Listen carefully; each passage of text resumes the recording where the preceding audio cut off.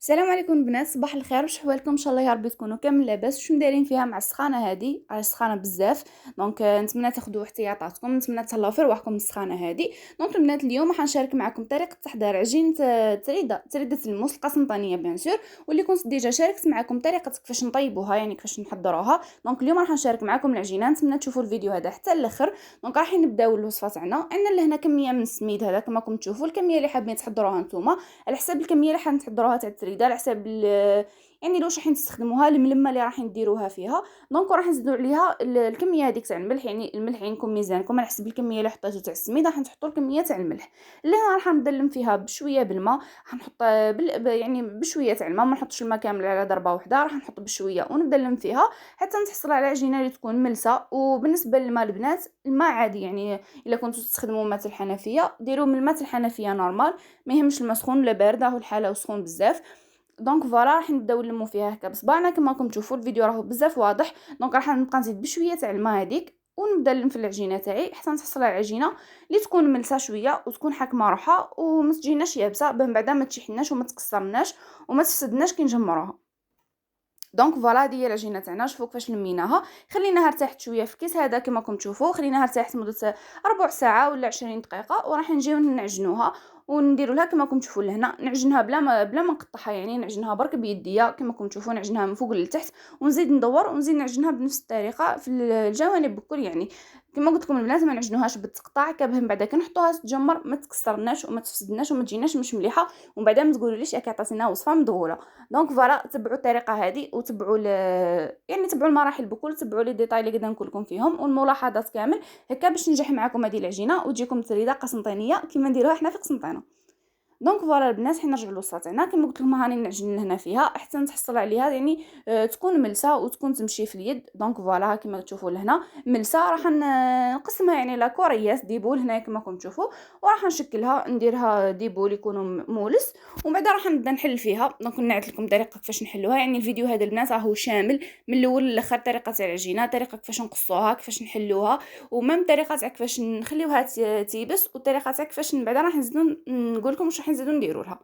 دونك فوالا راح نحطوهم في كيس بلاستيك هذاك باش ما يشيحوناش وما تيبسناش. ولا هنا راح نجيبوا قطعه قماش ولا اي حاجه تكون يعني تكون منقوبه وتخرج لنا هذاك النشا اللي حطيناه لداخل، باه كي نطرحوا العجينه تاعنا راح يسهل علينا عمليه الطرح تاعها. دونك فوالا كما قلت لكم راح نحطوا شويه، راح نجيبوا هذه العجينه تاعنا الاولى راح نحطوا كما قلت لكم النشا، وراح نبداو نحلو فيها لهنا كما راكم تشوفوا، نحلوها بشويه برك صعب القنوط، ومن بعد راح نزيدو نحطوها في الماشينه. دوك نعطيكم لكم الطريقه تاع الماشينه كيف نستخدموها. دونك فوالا كما راكم تشوفوا راني نحط طرحتها من تحت، وراح نزيد نحط لها نشا من فوق ونزيد نقلبها نحط لها نشا من الجهه الاخرى، وراح نزيد نحلها هكا باش تعاونني كما قلت لكم نحطها في الماشينه. دونك لهنا البنات بالنسبه للماشينه تاعنا، احنا الماشينه تاعنا هذه فيها 3 و5 و7 و9. دونك لهنا راح نعقبها على 3 ونزيد نعقبها على 5 ونزيد نعقبها على 7 ونحبس، ما نديرهاش في التاسع، على خاطر كون نديرها في التاسع راح تجينا رقيقه بزاف وراح تكسر لي وما راحش تجيني مليحه. دونك فوالا كما قلت لكم نعقبها على 3 ونزيد نجبدها هكا بشويه، نحكمها بيدي من تحت هكا باش ما تطيح لكمش، ويعني ما تعاودش تلصق لكم في بعضها وما تفسد لكمش. دونك فوالا الا كان يعني ما قدرتوش تحلوها كامله وجاتكم طويله بزاف، من بعد كي تطرحي تكبر يعني وترقاق وما تقدروش تتحكموا فيها، يعني شوفوا كيفاش جات رقيقه. دونك قصوها على زوج وخدموها هكاك خير باش تجيكم سهله. دونك فوالا راح نكملوا كامل الكميه هذيك اللي عندنا، ولهنا كي نخلصوها راح نزيدو نحطوا لها نشا ونطبقوها كما راكم تشوفوا لهنا، ومن بعد راح نحطوهم يشيحوا يعني في كي يكون الجو حار راح يشيحوا معاكم ليه، ولا كان شويه البرد يعني خليهم يشيحوا معاكم حتى يبسوا مليح، باه من بعد كي تقصوهم يعني يجيوكم ملاح. دونك فوالا البنات الا كنتم مش مشتركين في القناه ولا هذه اول مره تشاركوا القناه تاعي تشوفوا القناه تاعي، نقول لكم مرحبا بكم. معكم نور، انا نشارك معكم وصفات، نشارك معكم تدبيرات، نشارك معكم لي روتين، يعني حوايج بزاف ملاح في القناه تاعنا. ان شاء الله تشتركوا في القناه تاعي وتبارطاجيوها لاكبر عدد من اصدقائكم يعني المهتمين بالمحتوى هذا المتنوع، وتشتركوا في القناه وتضغطوا على زر الجرس ماذا بكم يعني هكا باش الفيديو يعني يوصل اكبر عدد من المشاهدات وينتفعوا به اكبر عدد من الناس.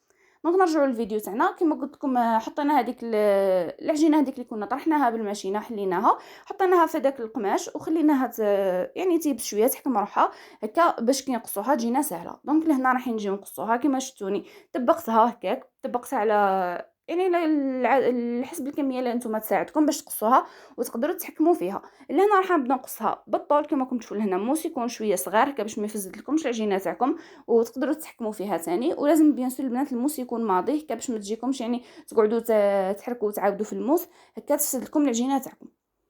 دونك فوالا راح نقصها في الاتجاه هذا بالطول وراح نزيد ندورها ونقصها بالعرض. هنا في المرحله هذه كما راكم تشوفوا لهنا راح نشكلوا لنا هذوك يعني المكعبات والمربعات هذوك تاع التريده ونكملوا كامل الكميه البنات بنفس الطريقه نكملوا يعني حتى نكملوا العجينه تاعنا بكل هكا بالطريقه هذه كما راكم تشوفوا لهنا. يعني طريقه بزاف سهله وهذه هي الطريقه الاصليه والطريقه التقليديه حنا نستخدموها لهنا في قسنطينه كما قلت لكم. دونك هكا راح نكملوا كامل الكميه كما راكم تشوفوا. حاولوا كيفاش ديروهم يعني قد بعضهم هكا باش تجيكم كل حبه قد خوتها يعني وتجيكم بزاف مليحه. دونك فوالا لهنا كما قلت لكم كي تتبعوا الطريقه هذه شوفوا كيفاش راح تجيكم كل حبه قد خوتها راح تجيكم حبه وحده يعني ما راحش يجيوكم حبه كبيره وحبه صغيره. دونك فوالا البنات نكملوا كامل الكميه بنفس الطريقه كما قلت لكم نطبقوهم هكا كما راكم تشوفوا. بيان سور تاكدوا بلي راهم شاحوا لكم مليح هكا باش تجيكم مليحه. قصوهم بالطول كما راكم تشوفوا هكاك وزيدوا قصوهم على الجهه الاخرى يعني ديروهم مكعبات قصوهم بالطول زيدوا قصوهم على العرض وفوالا حطوهم في هذيك القصعه كما راكم تشوفوا. ومن بعد راح نفرشوا لهم قماش يعني وراح نفرشوها على هذاك القماش يعني ما تحطوهمش فوق بعضهم يعني سيباروها على بعضها هكا باش تشيح معاكم. ومن بعد كي نشيحوها ونخلصوا راح نحطوها دونك فوالا هذا هو القماش كما قلت لكم. كي نشيحوها ونخلصوا شوفوا كيفاش كما قلت لكم نحطوها يعني ما نحطوهمش فوق بعضهم هكا باش تشيح لنا مليح. من بعد كي تشيح لنا البنات راح نصيروها باه نحيو منها داك الزيت تاع النشا ونحيو منها هذوك يعني هذوك الطراف اللي كانوا صغار وتكون التريده تاعنا واجده. وبيان سور الا حبيتوا تشوفوا طريقه تاع كيفاش نطيبوها تقدروا ترجعوا الفيديو راه متواجد في القناه. كنت درتو نورمالمون عام الاول في الوقت هذا ولا ورا الوقت هذا بالك درتو في اوت ولا يعني تقدروا ترجعوا للقناه وتشوفوا طريقه تحضير تاع التريده. نقول لكم شكرا لكم على حسن المتابعه. الا كنتم مازلتوا تتبعوا الفيديو حتى الاخر الا كنتم مازلتوا مشتركتوش وما ضغطوش على زر الجيم نفكركم اشتركوا في القناه وتضغطوا على زر الجيم فضلا وليس امرا. ونقول لكم تهلاو في رواحكم ونخليكم على خير. نتلاقاو في فيديو في القريب العاجل ان شاء الله. الى اللقاء.